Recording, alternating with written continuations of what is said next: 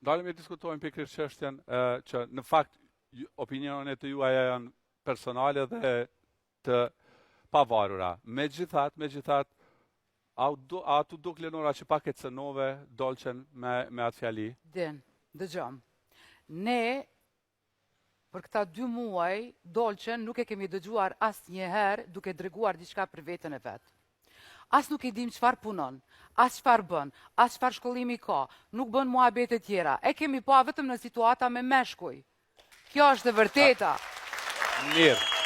Megjithatë, është e drejtë e saj. Është e drejtë, unë i thash është e drejtë, por mënyra e veprimit të saj, aq të shpejtë dhe në sy të një vajze, e cila është e lënduar, për mua është e papranueshme. Le të shkon qoshve, mos ta sheh vajza, ose le të pret kur ta përfundoj bigun e vet, nuk di çfarë të them.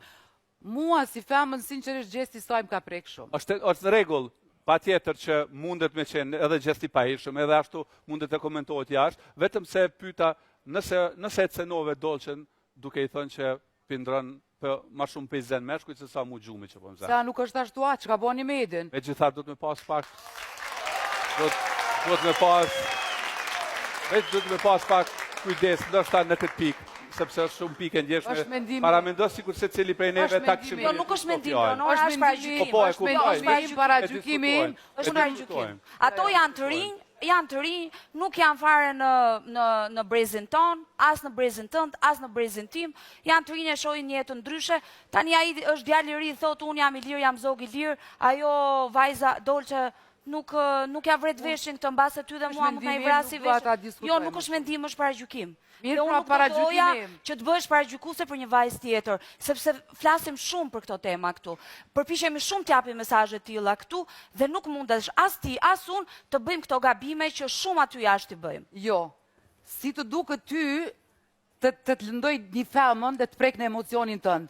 Në familjen tënd dhe në emocionin tënd. Nuk do t'i thoja kur, nuk do t'i thoja kur, jam të që të dëgjosh. Jo, mos më thuj, duhet të më dëgjosh.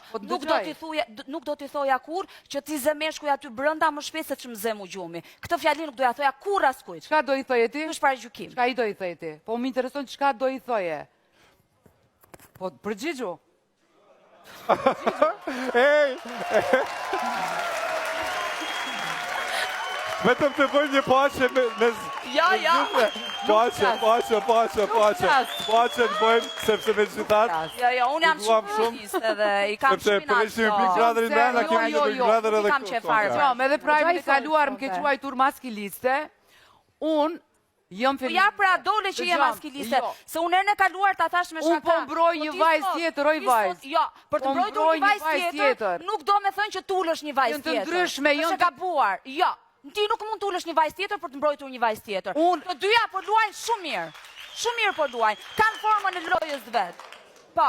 Loja e vajzës për cilën komunikuam deri tani, për mua është e papranueshme. Pik, kam marru muhabeti. Po, patjetër.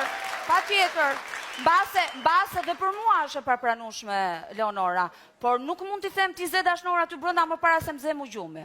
Nuk i thash dashnor, nuk i thash dashnor. Të dashur, më falë, të dashur. Mirë të dashur, djem, po çfarë të dashur? Po, djem, okej, është e njëjta gjë, rrotulloje si duash, një fjali është. Unë vetëm për këtë fjalin të roqja vëmendje. Për asgjë tjetër, qëndrimi yt është i yti, mbase dhe unë jam njëjtë me qëndrimin tënd.